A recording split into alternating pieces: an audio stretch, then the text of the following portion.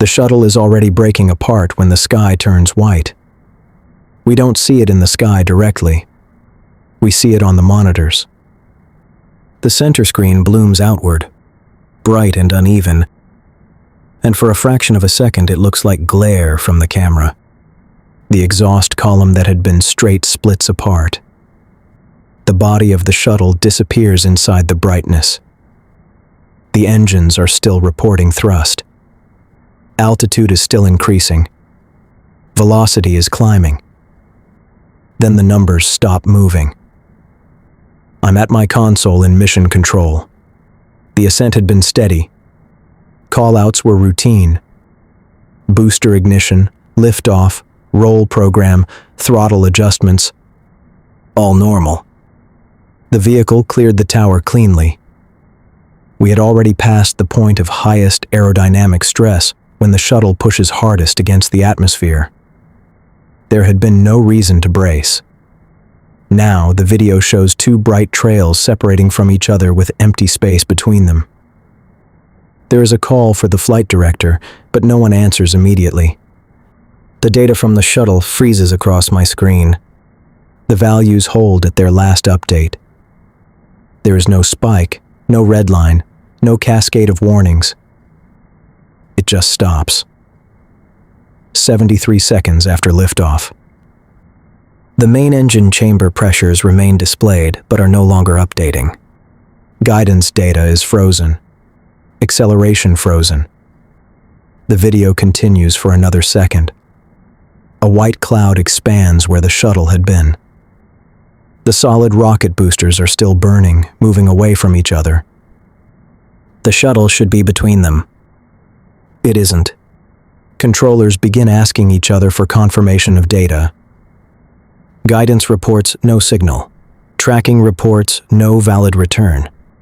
Each console checks and rechecks. The responses are steady. No one raises their voice. We are trained for anomalies. Data dropouts happen. Sensors glitch. We verify before we assume. This doesn't look like a sensor glitch. Someone says we've lost all signal from the shuttle.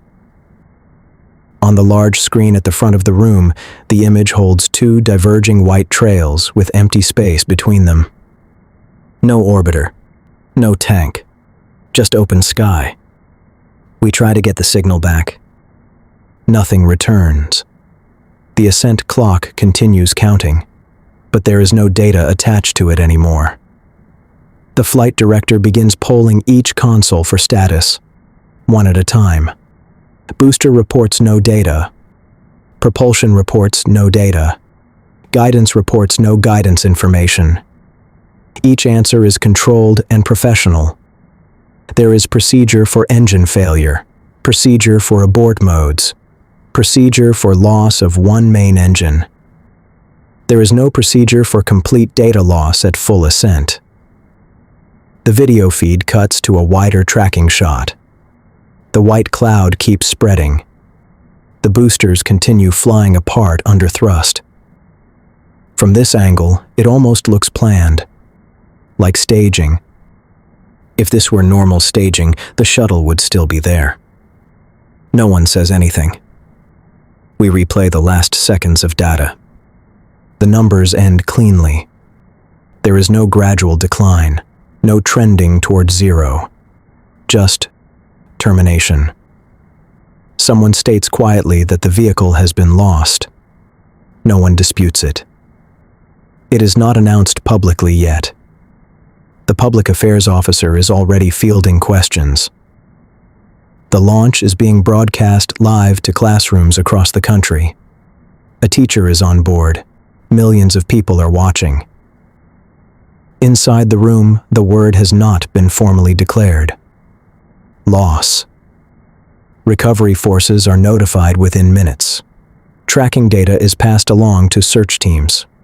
Debris fields begin to be mapped from radar returns and visual reports. The ascent that had felt routine is now over. In the hours that follow, we begin reconstructing what happened. High-speed launch cameras show a small puff of dark smoke near the base of one of the solid rocket boosters just after ignition. It lasts less than a second. None of us saw it in real time. The morning temperature had been near freezing. Ice had formed on parts of the launch structure before sunrise. It had been discussed. It had not stopped the launch. The solid rocket boosters are built in cylindrical segments joined together. Each joint is sealed with rubber O-rings meant to prevent hot gases from escaping when internal pressure rises at ignition. In cold temperatures, rubber loses flexibility. At ignition, internal pressure rises immediately. The booster casing flexes slightly under load. The O-rings are supposed to seal the joint instantly. On this launch, one did not. As the shuttle climbed, the joint shifted under pressure. A narrow flame began pushing through the gap. For nearly a minute, the shuttle continued accelerating. From every console inside Mission Control, it looked nominal. Then the flame reached the external fuel tank. It contained liquid hydrogen and oxygen under pressure. When its structure failed, the vehicle could not remain intact. It broke apart while still climbing. From inside the control room, we did not see the tank rupture. We saw the image bloom white, and we saw the two separate trails. Then, we saw the numbers freeze. The cabin separated as a single section. It continued upward briefly, then began to fall toward the Atlantic. The first confirmation comes not from the video, but from the absence of data.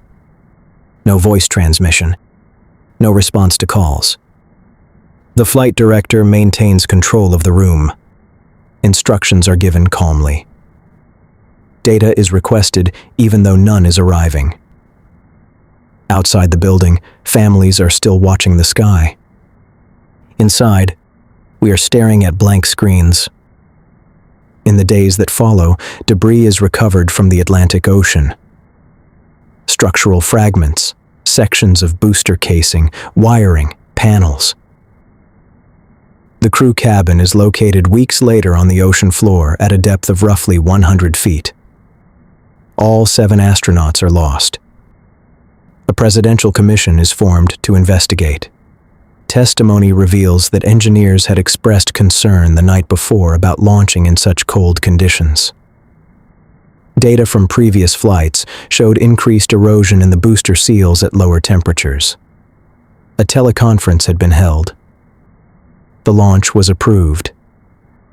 Photographs taken before liftoff show frost along portions of the launch structure. From inside Mission Control, we trusted the certification process. The vehicle had flown successfully before. The data during ascent had been clean. 73 seconds changed that. The shuttle program is grounded for nearly 3 years. The booster joints are redesigned. Oversight procedures are strengthened. But in the first moments after the breakup, none of that future exists. What exists is a room full of specialists looking at frozen numbers.